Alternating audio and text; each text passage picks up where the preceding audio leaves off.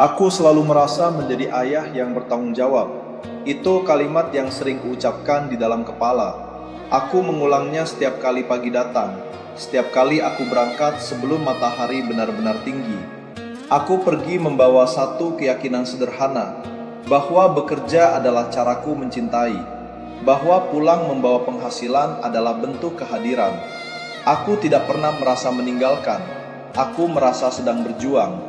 Di dalam pikiranku, waktu selalu habis untuk hal penting, untuk masa depan, untuk keamanan, untuk sesuatu yang belum terjadi.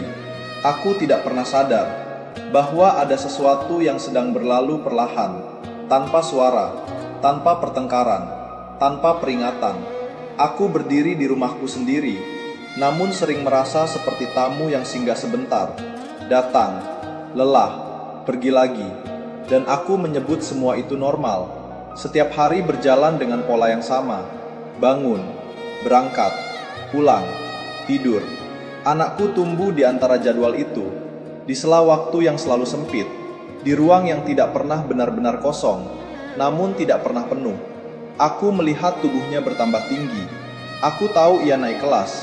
Aku tahu ia punya rutinitas. Namun aku tidak tahu apa yang ia pikirkan. Apa yang membuatnya diam? Apa yang membuatnya cemas? Aku percaya bahwa anak akan mengerti, bahwa suatu hari nanti ia akan paham, bahwa semua ini untuk kebaikannya. Aku mengganti kehadiran dengan fasilitas. Aku mengganti percakapan dengan arahan singkat. Aku mengganti perhatian dengan nasihat. Dan tanpa kusadari, aku mengajarinya satu hal, bahwa kebutuhan emosinya bukan prioritas. Rumah tetap berdiri, meja makan tetap terisi, namun ruang untuk berbicara semakin sempit. Aku merasa sudah melakukan cukup, padahal aku belum benar-benar hadir.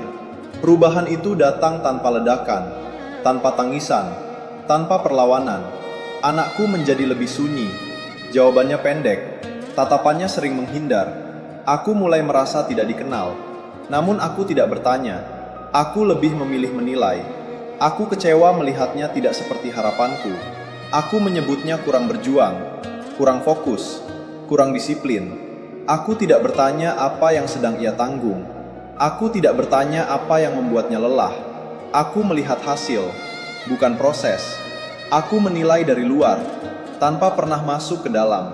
Dan jarak itu tumbuh, bukan sebagai jurang yang dramatis, melainkan sebagai ruang kosong yang semakin lebar. Kami berada di rumah yang sama, namun berjalan di kehidupan yang berbeda. Aku mulai memperhatikan hal-hal kecil yang dulu kuabaikan.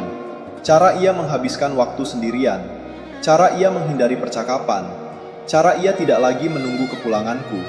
Dulu aku pikir itu kemandirian, kini aku tahu itu kebiasaan yang terbentuk karena terlalu sering tidak ditemani. Aku ingin ia kuat, namun aku tidak pernah mengajarinya cara mengungkapkan rasa. Aku ingin ia tahan banting, namun aku tidak pernah memberi ruang untuk rapuh. Aku menuntut kedewasaan, tanpa memberikan contoh kehadiran. Di rumah aku ada, namun tidak tinggal. Aku duduk, namun pikiranku pergi. Dan tanpa kusadari, aku membesarkan anak yang belajar hidup sendiri, di dalam rumah yang seharusnya menjadi tempat pulang.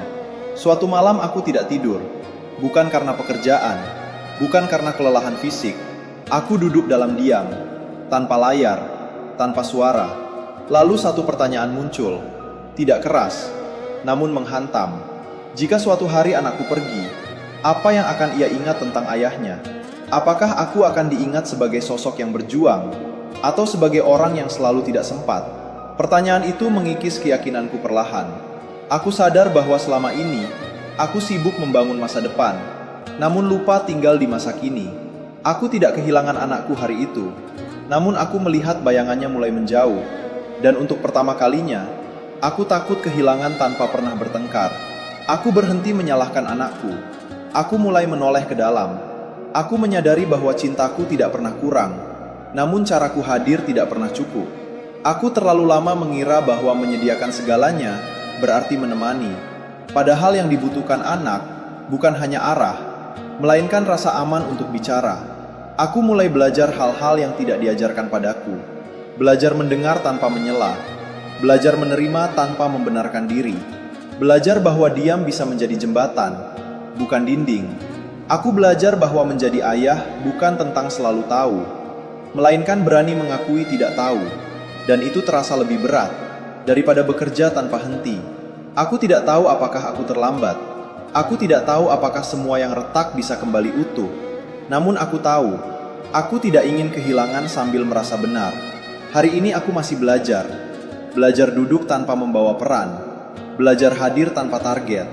Belajar menjadi ayah yang tidak hanya menyediakan, tetapi menemani. Karena aku akhirnya memahami satu hal sederhana. Anak tidak rusak karena kurang diarahkan. Anak terluka karena terlalu lama sendirian. Dan ayah bukan diukur dari seberapa jauh ia bekerja, melainkan dari seberapa dekat ia tinggal.